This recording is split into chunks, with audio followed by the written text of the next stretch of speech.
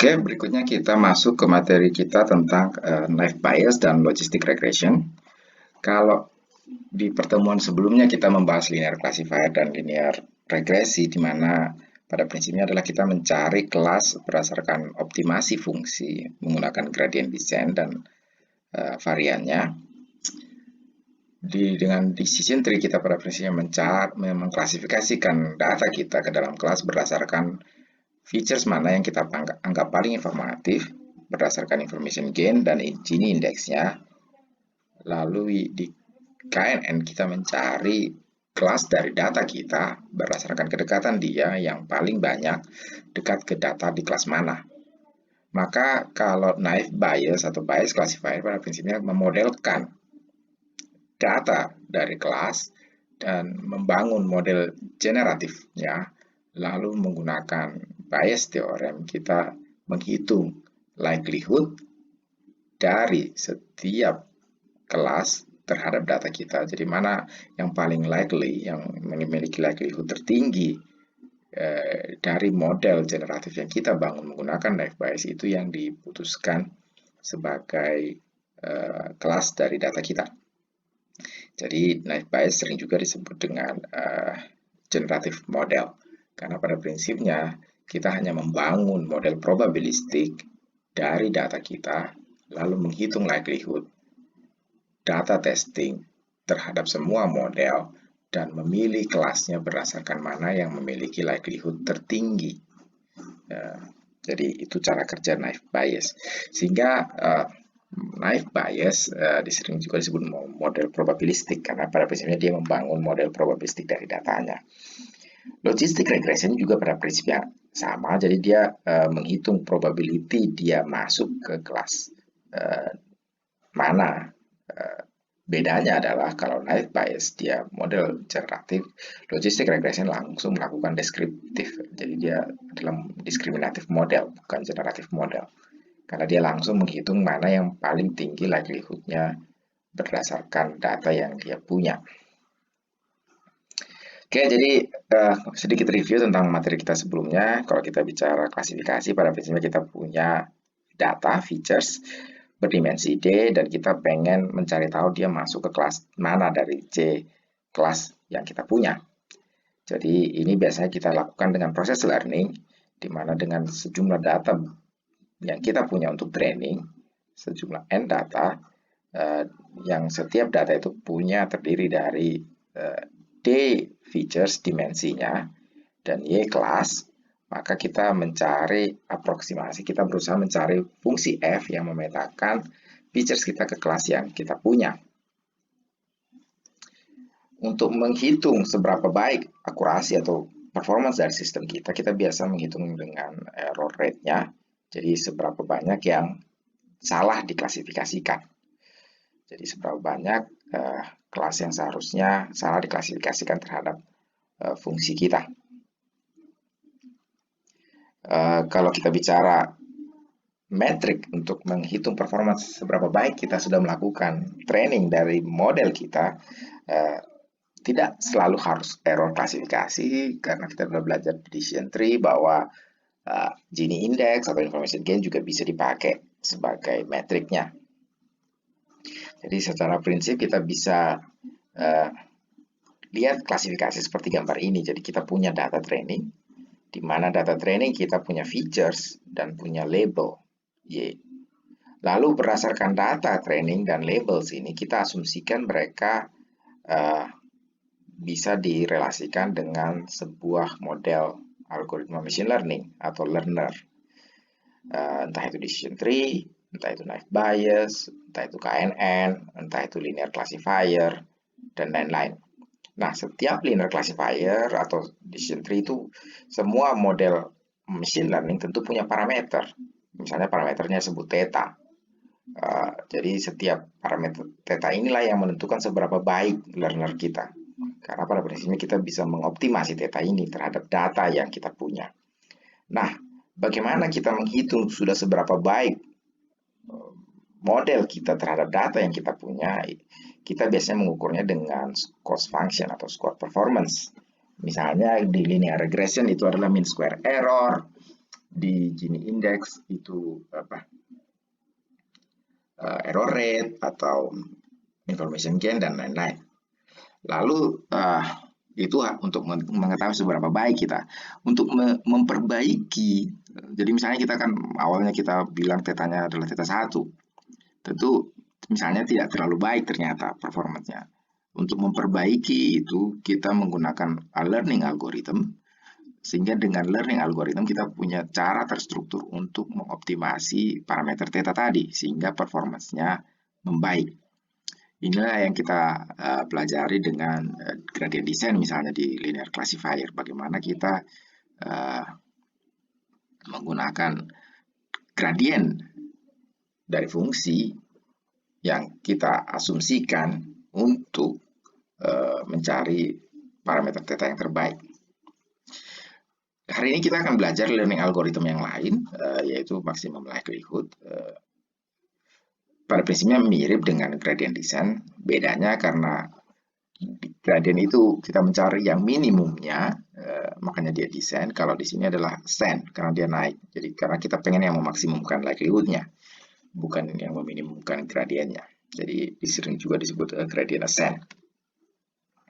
Oke, mungkin sedikit intro tentang probability. Jadi kalau probability itu nilainya antara 0 dan 1. Jadi tidak ada probability di bawah 0, tidak ada di atas 1. Jadi kalau kita bilang probability dari A, maka probability dari A itu bernilai antara 0 dan 1. Kalau dia bernilai 0, itu kalau dia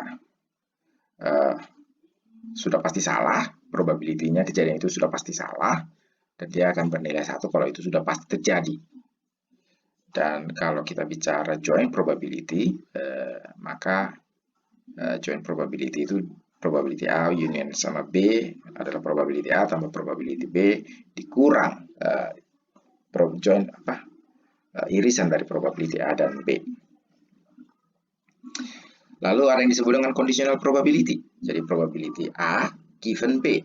Jadi probability A terjadi kalau kita sudah tahu informasi tentang B. Itu definisi simpelnya. Jadi probability A given B. Jadi ini bisa kita lakukan kalau kita mengasumsikan bahwa kita tahu probability B dan B itu adalah satu-satunya informasi yang diperlukan. Jadi kalau conditional probability itu dirumuskan dengan persamaan ini, jadi probability A given B adalah probability A dan B dibagi dengan probability B. Jadi dengan formulasi yang sama maka kita bisa hitung probability joint probability-nya probability A dan B adalah probability A given B dikalikan dengan probability B. Dan kalau event A dan B adalah independen, maka probability A given B sama dengan probability A, probability B given A adalah probability B. Maka kalau dia independen, maka kita bisa tuliskan bahwa joint probability A dan B adalah hanya produk dari probability-nya probability A dikali probability B. Oke, itu sedikit tentang bias classifier. Jadi tentang probability. Lalu kita masuk ke bias classifier. Misalnya kita punya data training D, XI, dan YI, dan kita punya classifier F. Lalu kita punya feature factor dari X, dan F itu adalah contingency table-nya. Jadi misalnya lah kasus ini kasus misalnya kita punya data training, data tentang seberapa rating seseorang dari bank lah, hasil data yang dikumpulkan misalnya dari pelanggannya. Jadi dia punya featuresnya itu adalah berapa besar income si orang tersebut. Jadi income itu kita hanya bikin 3 range, low, medium, dan high. Di mana low itu 0, medium itu 1, high itu 2 misalnya. Lalu kita punya data ternyata dikumpulkan dari semua orang yang low income, ternyata yang punya bad credit rating itu 42 orang. Lalu yang good rating ada 15. Lalu dari yang middle income, yang punya bad rating itu ada 338. Yang good rating, good income, yang punya good rating itu ada 287. Lalu yang high income ada 3 yang bad rating dan ada 5 yang good ratingnya. Lalu bagaimana kita bisa menggunakan data ini misalnya untuk melakukan prediksi. Jadi misalnya nanti kalau ada orang mengajukan aplikasi kredit misalnya, apakah kita akan mengkategorikan dia bad rating, memprediksi dia akan bad rating. Jadi kalau bad tentu kita tidak akan kasih kredit, atau good rating yang kita kemungkinan kasih kredit. Jadi pada prinsipnya kita berusaha mencari most likely yang lebih memungkinkan terjadi kalau kita dikasih sebuah observasi. Jadi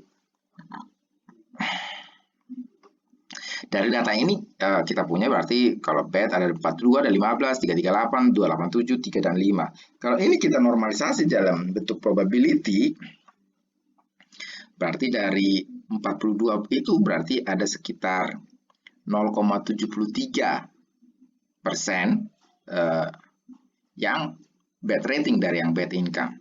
Lalu yang good ada 0,26, sekitar 26% dari data orang bad yang low income. Lalu untuk data yang middle income ada 0,54% atau 54%, 0,54 itu yang bad dan 0,45 atau 45% itu good. Demikian juga kalau yang high ada 0,37 bad, 0,62 good. Ini kalau kita hitung dalam bentuk probability. Jadi kalau ada data, ada misalnya data orang yang low income, maka kemungkinan dia masuk ke dalam kategori bad ada sekitar 73% atau 0,73 probability-nya. Masuk ke good dia ada 0,26 probability-nya. Itu maksudnya kalau kita bicara probability.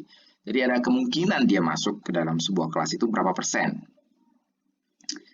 Jadi ini salah satu yang bisa kita gunakan kalau misalnya berarti kalau kita given features atau given income-nya berapa besar probability dia akan menghasilkan good. Jadi kalau misalnya dia income-nya bad, maka dia ada 0,2632 akan probability dia akan good. Dia punya probability bad 0,73. Demikian juga seterusnya kalau untuk middle dan high income. Bagaimana kita bisa mengeneralisasi solusi ini? Jadi nanti kita akan kembali ke sana. Pertama, ini yang nanti kita akan menggunakan Bayes theorem di sini. Jadi untuk mengeneralisasi ini. Jadi misalnya lah kita punya kondisi di mana kita punya 2 event. Jadi eventnya adalah sakit kepala dan flu. Probability kita punya headache itu 1/10. Jadi dalam 10 hari. Jadi ini adalah kondisi di mana kalau kita bangun misalnya pagi-pagi terus kita observasi kita kena sakit kepala atau kena flu. Jadi probability kita kena sakit kepala itu dari 1/10, artinya dalam 10 hari kemungkinan kita bangun ada sakit kepalanya 1 dalam 10 hari. Jadi kita punya probability kena sakit kepala itu 1/10, itu maksudnya. Lalu kalau kita probability flu misalnya kita 1/40, artinya dalam 40 hari kita punya 1 hari bangun dapat flu. Jadi probability-nya kita punya flu setelah diamati adalah 1/40. Lalu kita juga amati ternyata bahwa kalau kita flu, kita juga dapat sakit kepala. Jadi probability kita sakit kepala, given kalau kita waktu itu adalah flu, itu setengah. Jadi setengah dari flu ini akan disertai dengan sakit kepala. Jadi setengah dari kita kena flu itu juga disertai dengan sakit kepala. Jadi probability H given kita flu adalah setengah. Jadi sekarang pertanyaannya adalah kalau kita punya sakit kepala, berapa persen kita juga punya flu? Jadi kebalikan dari PH given F. Jadi yang kita pengen tahu adalah probability F given H, berapa persen? Dan untuk itu tentu kita harus berdasarkan Bayes theorem, kita harus hitung dulu probability H dan F. Kita punya sakit kepala dan punya flu. Jadi berdasarkan observasi ini, kalau kita punya data ini, maka kita bisa hitung probability H dan F itu adalah probability F given probability H given F. Dan kita udah punya data ini, maka kita bisa hitung probability H dan F itu adalah 1/80. Nah, sekarang pertanyaannya probability F given H, maka dengan Bayes theorem, kita bisa hitung dia adalah probability H dan F dibagi dengan probability H.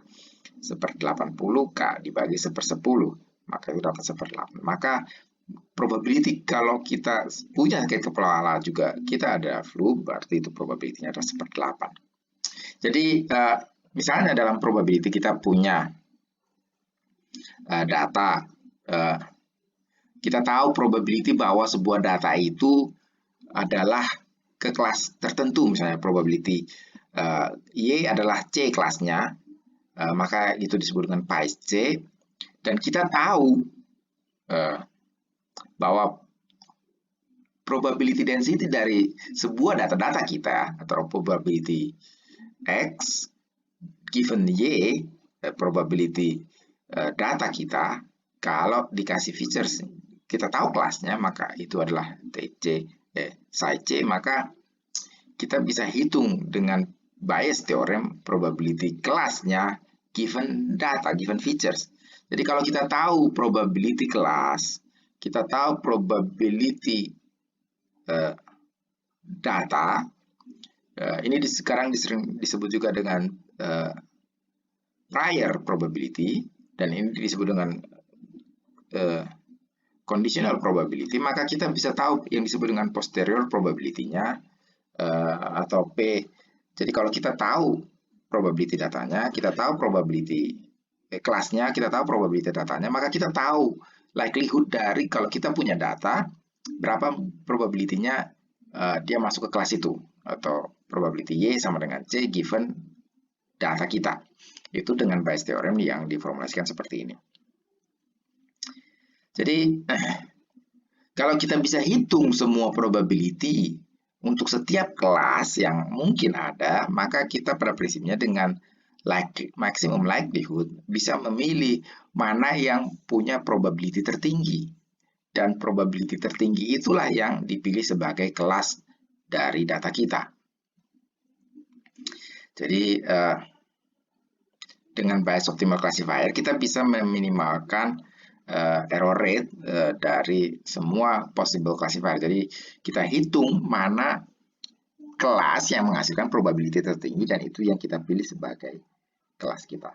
Nah, balik lagi ke data tadi. Jadi pada prinsipnya adalah yang penting kita punya adalah kita punya probability kelas dan kita punya probability data, atau sekarang disebut juga dengan conditional probability, untuk bisa mendapat probability kelasnya kalau kita punya features-nya, which is yang menjadi masalah kalau di machine learning kan. Kalau kita punya datanya, sekarang kita pengen tahu data ini masuk ke kelas mana kan itu. Jadi dengan balik lagi tadi ke soal data tadi, data kelas, data credit rating. Jadi probability tadi bisa kita hitung kalau kita punya data. Nah itu menariknya. Jadi sekarang kalau kita baru bisa melakukan teorema Bayes kalau kita bisa tahu probability-nya. Nah sekarang probability itu bisa kita hitung kalau kita punya datanya. Jadi berdasarkan data yang kita punya, tadi kayak ini datanya, setelah itu kita normalisasi, jadi total berarti kelas bad itu ada sebanyak 383 dari seluruh data yang kita punya ada 690. Kalau kita jumlahkan semua itu 690. Kelas bad-nya itu ada 383, kelas good itu ada 307 dari 690. Lalu dari sini tentu kita bisa hitung data, probability datanya. Probability data kalau kelasnya 0, maka ada 42 kelas bad di sini. Kalau features-nya 0, maka dia 42/383. Kalau dia middle, maka dia 383/363, demikian seterusnya. Demikian juga untuk kelas good, maka kita bisa hitung probability features given kelasnya, berarti kita bisa hitung 15/307, 287/307, 5/307. Maka dari sini kita bisa hitung probability kelasnya, given features-nya, kalau dia kelasnya 0, maka dia 0,73, 0,54, dan seterusnya. Jadi dari sini bisa kita lihat, bisa kita hitung probability. Nah, sekarang kalau kita punya data, tinggal kita masukkan aja ke formulasinya tadi. Jadi kita hitung probability dia, probability ini, probability X kali 0, given probability X given features, dikali dengan probability Y-nya tadi. Jadi dengan Bayes classifier kita bisa hitung probability dari sebuah data masuk ke kelas mana dengan menggunakan teorema Bayes. Yang sering menjadi masalah adalah kalau kita punya data dengan dimensi yang besar. Nanti seperti yang kita akan lihat apa masalahnya.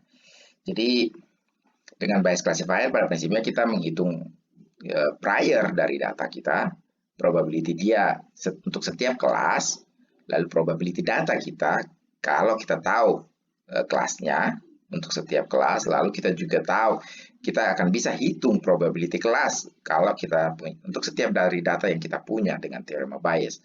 Lalu dengan maximum likelihood kita hitung mana yang paling tinggi nilai probability ini, itu yang dianggap sebagai kelas dari data kita. Jadi ini cara kerja dari Bayes classifier. Nah, masalahnya adalah kalau kita punya makin banyak features, maka kita butuh setiap kombinasi dari features-nya. Jadi kalau misalnya gini, kita punya 3 features, jadi 3 features, tentu setiap kombinasinya adalah kalau dia kalau dia hanya 2 misalnya kelas nilainya dari setiap features, jadi 0 dan 1 saja. Jadi kita butuh ada, berarti kalau berdasarkan sistem digital kita butuh 2/3 data, jadi sekitar 8. Lalu dari setiap itu kita harus punya data probability-nya, jadi probability A, B, dan C given kelas Y. Masalahnya adalah bagaimana kalau kita mungkin nggak punya semua dari data ini, dan kita juga butuh data yang jumlahnya jadi lebih besar.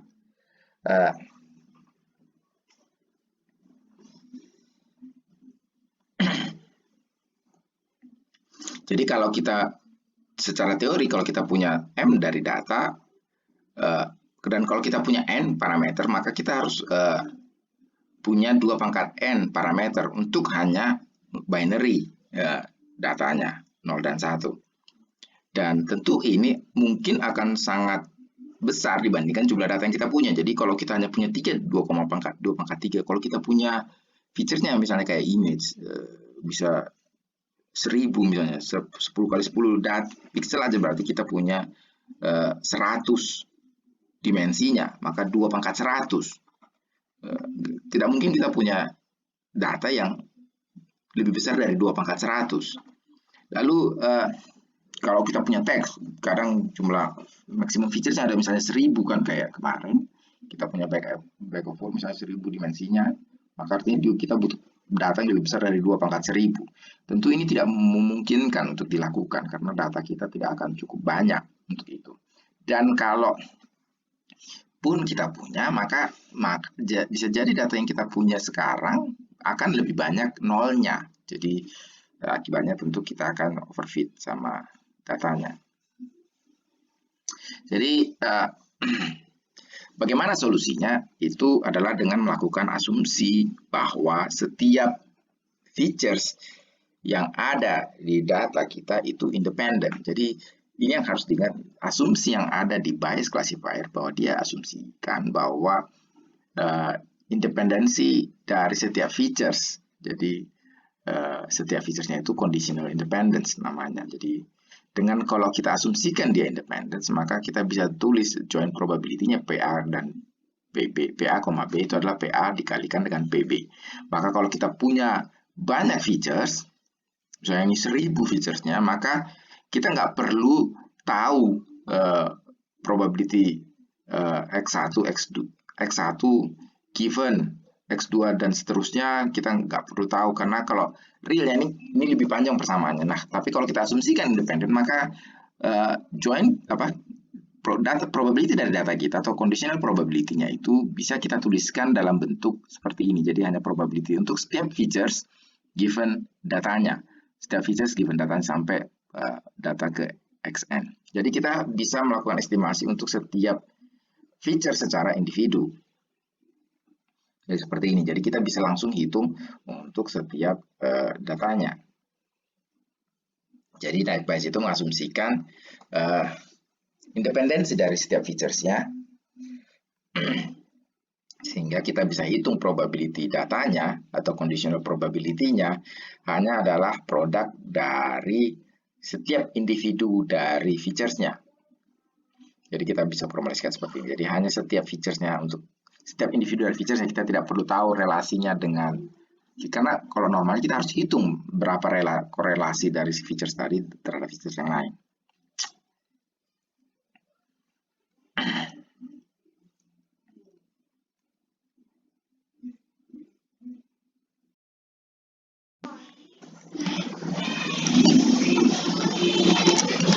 Oke, tadi kalau probability X given C itu adalah disebut dengan conditional class probability distribusi atau conditional marginal class distribusi, maka kalau tadi kita dalam contoh kasus kita hitung secara manual, kita tanpa melakukan asumsi apapun terhadap probability tersebut, maka di banyak implementasinya kalau kita menggunakan naive Bayes, kita melakukan asumsi terhadap probability-nya ini.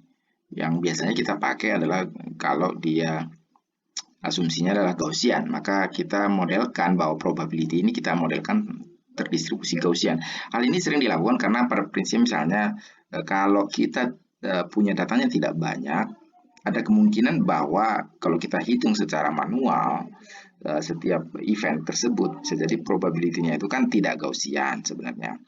Tapi kemungkinan bisa jadi kalau kita punya data yang banyak, karena berdasarkan central limit theorem, bisa jadi itu sebenarnya Gaussian. Jadi itu kenapa salah satu alasan kita sering pakai Gaussian. Karena central limit theorem bilang kalau event, sebuah probability, kalau kita punya banyak penyusun dari event untuk menyusun sebuah kejadian, maka kalau event itu atau features-nya independent atau nearly independent, maka itu pasti Gaussian ujungnya. Nah, dengan asumsi itu maka kita sering mengasumsikan bahwa conditional probability itu terdistribusi Gaussian. Jadi kita sering langsung memasukkan formulasi ini langsung untuk menghitung probability ini.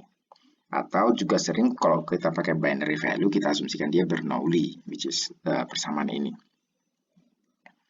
Dan kalau categorical values kita gunakan persamaan ini untuk menghitung kelas conditional probability-nya. Oke, lalu bagaimana proses learning dari naive Bayes? Pada prinsipnya seperti yang saya bilang, dia tinggal menghitung maksimum likelihood dari setiap sampel itu, sampel dari data trainingnya. Jadi dengan demikian kita mengurangi masalah komputasi, sehingga kita bisa mendapat komputasi yang lebih ringan. Jadi ini hanya geometri interpretasinya dari naive Bayes. Pada prinsipnya dia hanya menunjukkan bahwa kalau kita bicara naive Bayes, sebenarnya dia sangat erat relasinya dengan linear classifier. Jadi kalau kita interpretasikan tadi conditional probability-nya, kalau kita hitung log-nya dari probability tersebut, maka kita dapat seperti ini. Maka pada prinsipnya dia adalah log ini dikali ditambahkan dengan ini, dan ini dikurang ini. Dan kalau kita lihat formulasi ini, pada prinsipnya dia adalah quadratic function dari ini. Maka dia adalah piecewise quadratic. Oke, jadi apa kekurangan dari naive Bayes? Yang pertama, kekurangannya adalah kelebihannya adalah soal komputasinya cepat. Jadi kalau kita punya datanya, tinggal kita hitung aja probability dari datanya. Kalau kita asumsikan dia punya terdistribusi Gaussian atau yang lain, tentu akan malah lebih cepat lagi menghitungnya. Dan storage-nya juga tidak besar, karena kita tidak perlu menyimpan semua datanya sebenarnya, kita hanya perlu menyimpan modelnya. Jadi berdasarkan model yang dihasilkan, kita simpan model itu. Jadi sangat singkat. Dan karena naive Bayes ini menggunakan model probability, jadi lebih mudah diinterpretasikan.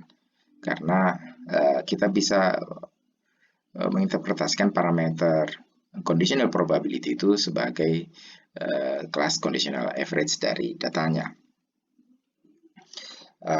Kekurangannya adalah karena dia mengasumsikan bahwa datanya independen features-nya, maka kalau data kita tidak independen, maka biasanya naive Bayes performance-nya tidak terlalu baik.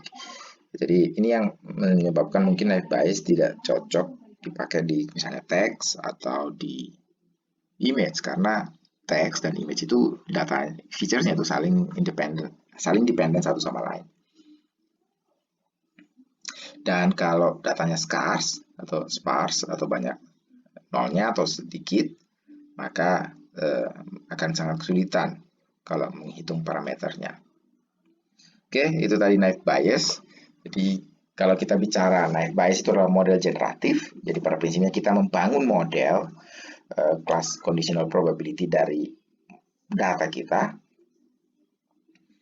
Karena kita membangun langsung joint probability dari data dan label yang kita punya. Ini tidak diperlukan sebenarnya karena kita bisa langsung hitung probabilistic classifier-nya, jadi kita bisa hitung langsung posterior probability-nya atau probability Y given datanya langsung, dan ini yang disebut dengan discriminative classifier, discriminative model. Kalau kita langsung menghitung ini tanpa harus lebih dahulu menghitung ini. Jadi kalau naive Bayes itu adalah generative model, maka logistic regresi adalah discriminative classifier, walaupun sama-sama berbasis probabilistik. Jangan sampai salah dengan kata regresi di sini, karena logistic regression itu adalah classifier, bukan regresi. Jadi kadang banyak mahasiswa kalau pas sidang suka dijebak dengan pernyataan misalnya logistic regression bukannya untuk regresi gitu, dan karena nggak begitu paham dibilang aja iya gitu, padahal karena dari namanya dia logistic regression. Jadi logistic regression itu adalah classifier yang berbasis probabilistik kayak naive Bayes, tapi dia diskriminatif, tidak seperti naive Bayes. Jadi pada prinsipnya dia langsung memodelkan decision boundary bukan memodelkan datanya, tapi langsung memodelkan decision boundary-nya. Jadi misalnya probability dia 1 given X, given data sama kurang probability dia given ini adalah decision boundary-nya. Jadi dengan demikian kita bisa hitung probability Y given X itu adalah 1 per ini. Nah, kita tinggal memaksimumkan ini. Jadi kalau kita lihat fungsi ini sebenarnya ada fungsi sigmoid. Jadi fungsi yang seperti ini. Jadi kalau fungsi sigmoid, dia curam dan landainya itu dipengaruhi oleh apa yang ada di belakang, yang di dalam tanda kurung ini. Jadi sekarang kita memodelkan decision boundary-nya langsung seperti ini. Jadi kita memodelkan decision boundary linear itu dalam bentuk probabilistik. Jadi dengan demikian kita bisa hitung langsung probability kelasnya given datanya dengan formulasi ini.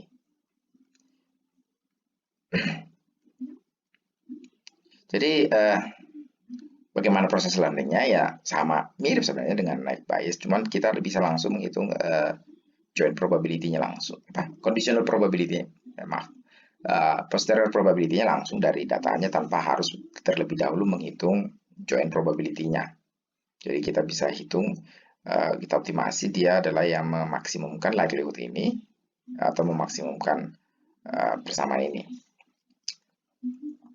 Namun karena fungsi ini adalah fungsi yang tidak analitik, jadi tidak bisa ada gradiennya. Jadi biasanya kita menggunakan metode numerik untuk solusinya. Jadi kalau kita lihat geometrik dari solusinya, maka logistic regression itu adalah linear decision boundary kalau kita punya binary case, dan dia piecewise kalau di multi-class. Dan logistic regression better representation dari naive Bayes, karena sebenarnya kalau naive Bayes kita asumsikan distribusinya, misalnya Gaussian atau binomial dan lain-lain. Nah, kalau dengan logistic regression kita tidak mengasumsikan apa-apa terhadap datanya. Jadi kalau distribusinya salah nggak apa-apa. Jadi kalau naive Bayes, kalau kita salah distribusinya, asumsinya, misalnya kita asumsikan Gaussian, ternyata datanya sebenarnya tidak Gaussian, maka akurasi dari sistemnya tentu akan tidak terlalu baik. Oke, kelebihannya logistic regression sama seperti naive Bayes, cepat dan namun karena dia kadang butuh numerical optimization, maka kadang lebih lambat dari naive Bayes. Storage juga sama kayak naive Bayes, karena yang perlu disimpan adalah modelnya, kita tidak perlu menyimpan dari datanya. Dan kita bisa menginterpretasikan logistic regression itu sebagai seberapa penting bobot itu sebenarnya, karena kita bisa interpretasikan logistic regression itu sebagai bobotnya tadi seperti yang ini. Jadi pada prinsipnya kita bisa menginterpretasikan, karena solusinya nanti adalah bobot ini, kita bisa interpretasikan mana bobot yang penting dari features itu. Jadi tentu kalau misalnya ini bobotnya lebih besar, tentu dia lebih penting dibanding features yang bobot ini lebih kecil. Dan ini bisa dipakai seterusnya, misalnya juga untuk feature selection ke depannya.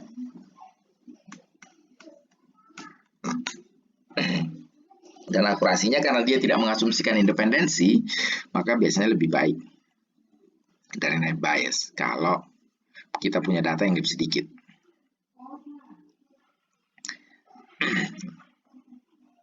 Oke, ini contoh penerapan naive Bayes di Python. Jadi naive Bayes itu dengan ya ini aja di scikit-learn. Kalau kita mau pakai Gaussian naive Bayes, itu kita pakai Gaussian NB. Jadi kalau kita misalnya punya data, jadi tinggal kita misalnya load datanya, lalu ya tinggal kita bagi datanya training testing, lalu kita fit.